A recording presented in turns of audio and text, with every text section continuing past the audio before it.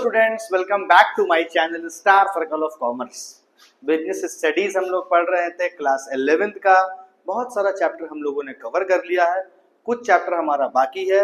तो जो चैप्टर हमारा बाकी है उसको हम लोग अब कंटिन्यू करेंगे। जैसा कि हमारा लास्ट जो चैप्टर हुआ था उसके बाद चैप्टर 8 में हम लोग पढ़ने वाले थे choice of forms of business organisation and starting a business. यानी कि सबसे पहले तो हमको चूज करना होगा कि हम किस तरह का ऑर्गेनाइजेशन को स्टार्ट करें और उसके बाद फिर उसको स्टार्टअप करना पड़ेगा। ये चैप्टर है हमारा। तो इसके लिए हम कौन कौन सी चीजों पे ध्यान रखेंगे, कौन सा हमारा बिजनेस स्टार्टअप करने में आसानी होगा, कितना कैपिटल है हमारे पास, low amount of capital, high है अमाउंट ऑफ कैपिटल, ये सारी चीजों को देखते हुए हम लोग forms of business organization choose करते हैं और बिजनेस को स्टार्ट करते हैं। तो चलिए स्टार्ट करते हैं बिना देर करते हुए। आज का हमारा ये चैप्टर सिलेक्शन करना है हमें बिजनेस ऑर्गेनाइजेशन को और उसको स्टार्टअप करना है। ठीक है, तो सबसे पहला बात कि choice of business, choice of forms of business organisation और इंटरप्राइजेस। ठीक है, the choice of forms of business organisation means deciding which types of business structure is most suitable for starting and running a business। यानी कि हमको सबसे पहले ये देखना होगा कि कौन सा बिजनेस जो है हमारे लिए बेहतर हो, जिसको हम आसानी से चला सके, कौन सा बिजनेस हमारे लिए सुटेबल हो। ठीक है, every form like sole proprietorship, ठीक है, partnership, joint stock company, cooperative society या फिर ज्वाइंट हिंदू फैमिली बिजनेस। ठीक है, इस पे मेंशन नहीं है लेकिन ये भी बात हो सकता है कि कौन सा सोसाइटी, कौन सा बिजनेस हमारे लिए सुटेबल है। देखिए, हम लोग पढ़ चुके हैं ऑलरेडी सोल प्रोप्राइटरशिप, छोटा मोटा बिजनेस, सब्जी वाला, फल वाला, ये वाला, वो वाला, ये लोग सोल प्रोप्राइटरशिप होते हैं। लेकिन जैसे हम पार्टनरशिप में जाते हैं, इसमें 2 या 2 से ज्यादा मैक्सिमम 50 लोग हो सकते हैं और बहुत ज्यादा अमाउंट ऑफ कैपिटल होगा। लेकिन जब ज्वाइंट स्टॉक कंपनी में जाते हैं तो और करोड़ों लोग शेयर होल्डर हो सकते हैं, लाखों करोड़ों लोग मालिक हो सकते हैं। और उसके बाद फिर हमारा कोऑपरेटिव सोसाइटी जो होता है, आपस में लोग मिल करके एक दूसरे के भलाई के लिए जो स्टार्ट करते हैं, has its own advantage and limitation. The choice depend on several factor such as capital. किस किस बात पे ध्यान रख करके हमको सेलेक्ट करना पड़ेगा बिजनेस को। पहला कैपिटल, कितना कैपिटल होना चाहिए। दूसरा लायबिलिटी, तीसरा अपना कंट्रोल कैसा होगा। चौथा लीगल रिक्वायरमेंट, मेरे पास सलाहियत ही नहीं है कैपिटल की, हम चाहेंगे बड़ा कंपनी खोले, नहीं हो पाएगा ऐसा। कंपनी बड़ी खोलने के लिए सलाहियत भी बड़ा होना चाहिए। उसी तरीके से हम चाहते हैं कि बहुत छोटा बिजनेस स्टार्ट करें, तो चलिए भाई सोल प्रोप्राइटरशिप है, छोटा से स्टार्ट करते हैं, उसको बड़ा कर सकते हैं, उसको पार्टनरशिप में कन्वर्ट कर सकते हैं, उसको हम लोग फिर धीरे धीरे करके एक बड़ी कंपनी में भी कन्वर्ट कर सकते हैं। तो आपके पास जितना कैपिटल, जितना लायबिलिटी, जितना कंट्रोल होगा, उसी के अकॉर्डिंग आप कोई भी ऑर्गेनाइजेशन को स्टार्ट करेंगे। यही होता है choice of forms of business organisation. ठीक है, तो कुछ बात देखो, अब यहाँ पे ध्यान देने वाली बात है, factor affecting the choice of forms of business organisation. किन किन फैक्टर्स अफेक्टिंग होता है, कौन कौन से बातों को ध्यान रखना पड़ता है। नंबर 1 में आता है nature of business activity. Number 2 में आता है scale of operation, scale of operations, capital requirement, liability, degree of control, legal formalities, continuity, stability, profit sharing. ठीक है, number 1 nature of business activities का मतलब क्या हो गया। Small and personal business like shop, sole proprietorships, large scale business suit companies. यानी कि अगर आप छोटा मोटा स्टार्ट करना चाहते हैं तो छोटा मोटा दुकान खोल लीजिए या सोल प्रोप्राइटर कर लीजिए। बड़ा स्टार्ट करना चाहते हैं तो फिर आप बड़ी कंपनी खोलिए, पहला। दूसरा पॉइंट क्या है, scale of operation. If business is a small, sole proprietor of partnership. अगर बिजनेस छोटा है तो आप सोल प्रोप्राइटरशिप और पार्टनरशिप की तरफ जाइए। ठीक है, लेकिन अगर आपका बिजनेस बहुत बड़ा है तो आप किसकी तरफ जाना होगा, आपको company form is better. Third number पे बात आता है कैपिटल रिक्वायरमेंट। लो कैपिटल, कम कैपिटल है, हम कैपिटल ज्यादा कलेक्ट कर नहीं पाएंगे, या फिर हम जो स्टार्टअप कर रहे हैं वो अपनी जमा पूंजी से स्टार्टअप कर रहे हैं, या अपने दोस्त, अपने रिश्तेदार से कुछ अमाउंट लेके बिजनेस को स्टार्ट कर रहे हैं, तो हमको बड़ी कंपनी की तरफ नहीं जाना है, हमको कहाँ जाना है, सोल प्रोप्राइटर की तरफ या पार्टनरशिप की तरफ। लेकिन मेरे पास अमाउंट ऑफ कैपिटल बहुत हाई है, हम मार्केट से बहुत पैसा कलेक्ट कर सकते हैं, डिप्ट बना सकते हैं, शेयर्स इशू कर सकते हैं, अगर स्टॉक एक्सचेंज में हमारा नाम है तो वहां से हम क्या करेंगे, बड़ी कंपनी खोलेंगे। इसका मतलब क्या, शॉर्ट लैंग्वेज में क्या समझ में आया बात, कि low capital sole proprietor partnership, high capital joint stock company में जाइए। ठीक है, liability, if owner want to limited liability the choice company form. अगर ओनर लायबिलिटी को लिमिटेड रखना चाहता है तो किस फॉर्म में जाना चाहिए कंपनी को? If owner can bear unlimited liability then sole or partnership is fine.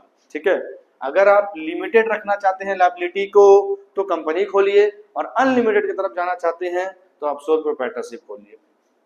Degree of control, for full control sole proprietorship, for shared control partnership, for profession management company. यानी कि पूरा कंट्रोल चाहिए आपको business में, ऐसा start करना चाहते हैं, चलिए भाई सोल प्रोप्राइटरशिप। थोड़ा शेयरिंग होना चाहिए, सारे लोग कर मिलके करें, पार्टनरशिप। Professional management company. ठीक है, legal formalities sole proprietorship, least legal formalities, बहुत ज्यादा लीगल फॉर्मेलिटीज की जरूरत सोल प्रोप्राइटरशिप में नहीं होता है। सोल प्रोप्राइटर तो आप समझ ही रहे हैं, जिसमें अकेला मालिक होता है ना। Company form has more legal rules, registration requirements, documentation, बहुत सारी चीजें जो है लीगल रिक्वायरमेंट की जरूरत पड़ती है। Continuity and stability, company and cooperative society are more stable. Sole and partnership end with death or retirement of partner.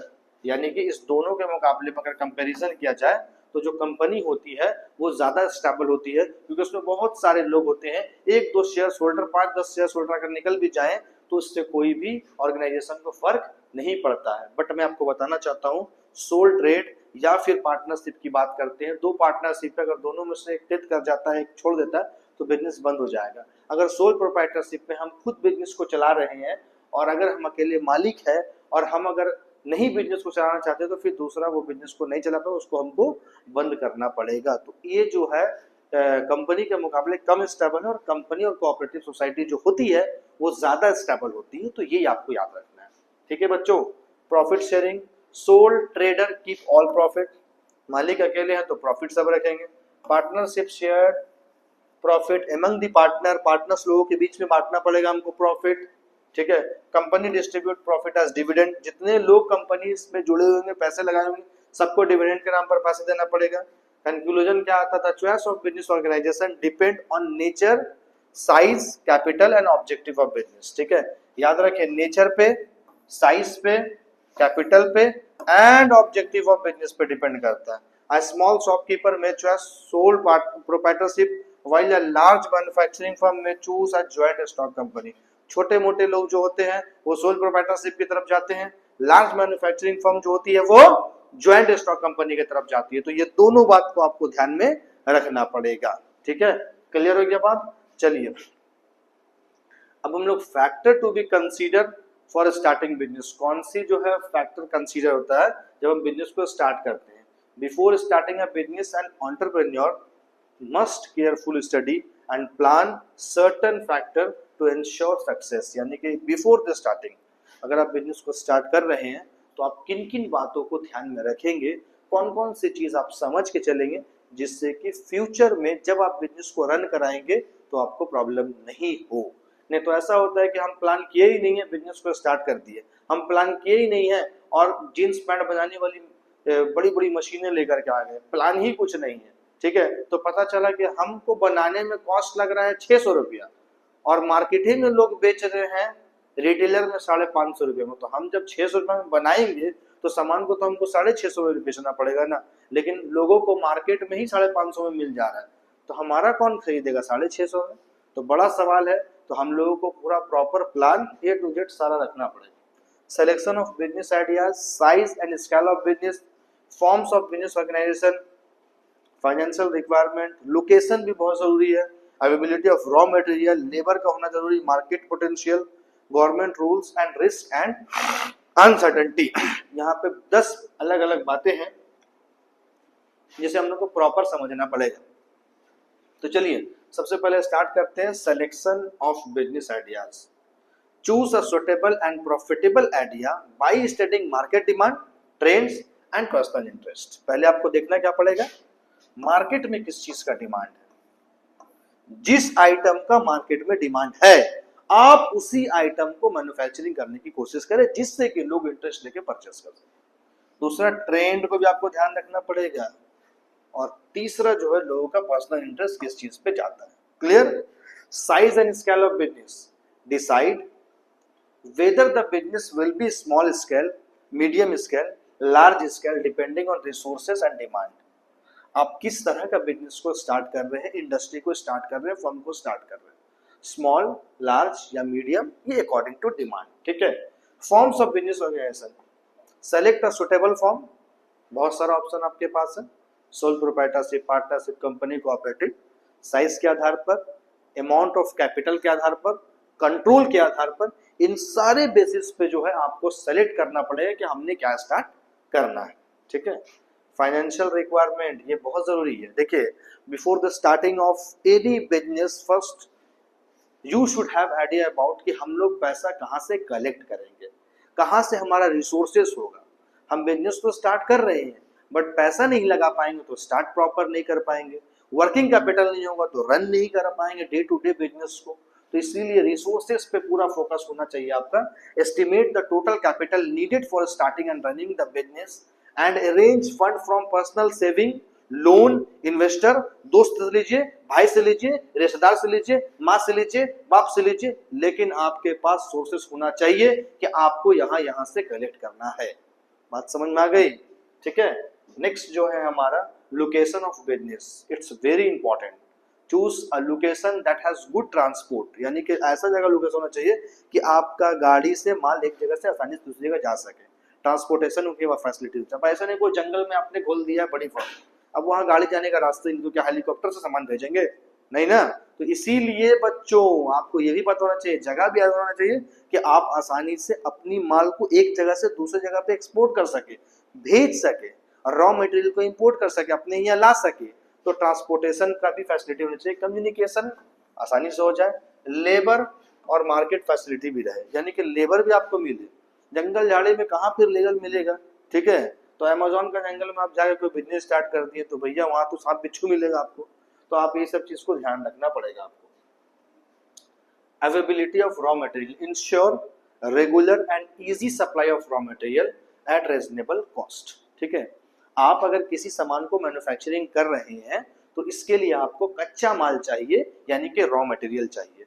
बिना रॉ मटेरियल का आप सामान को मैन्युफैक्चरिंग नहीं कर पाएंगे। सो आपको मैं बताना चाहता हूं तो आपको इस बात का भी ध्यान रखना पड़ेगा कि हमको ऐसा जगह सेलेक्ट करना पड़ेगा जहां से हमको आसानी से रॉ मटेरियल मिले और रीजनेबल कॉस्ट में मिले, जिससे कि मेरा सामान बनने के बाद बहुत ज्यादा हाई कॉस्ट ना हो।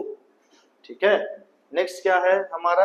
Availability of labour, select a place where skilled and unskilled worker are easily available। ऐसा जगह भी चुनना है आपको जहाँ पे आपको लेबर आसानी से मिल जाए।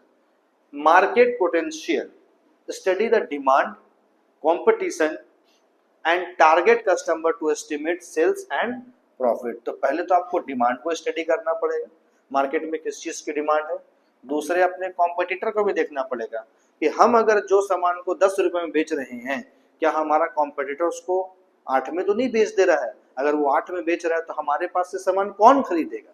तो हमारे पास से सामान खरीदने के लिए अगर हम 10 में बेच रहे हैं तो क्वालिटी में डिफरेंस होना चाहिए, कुछ ना कुछ अलग उससे होना चाहिए, तब ना होगा। या फिर हमको उससे कम में रेट में बेचना पड़ेगा, तो हमारे कस्टमर इंटरेस्ट लेंगे हमारे सामान को परचेस करने में।